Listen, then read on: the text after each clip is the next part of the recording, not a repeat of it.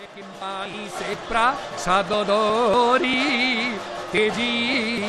मंडप सर अबगा हरे चित मजी ठार गंध सार पंके भूषित दिवे जन पंक पंकज बन पूजा रे सबुदिन लीला स्थल नीलमही धर भक्त भाव रज्जुरे बंधन अच्छी जार ए देखंतु कि उन्मादना कि मादक भरा चाहाणी प्रभुंकर भक्तगण विमोहित हो जाइछंती मादकता भरी रही से चाहाणी रे एवं रुंधा कार्य अनुष्ठित हेउछि कि सुंदर ए आखि कि सुंदर ए नयन कि सुंदर ए मुखमंडल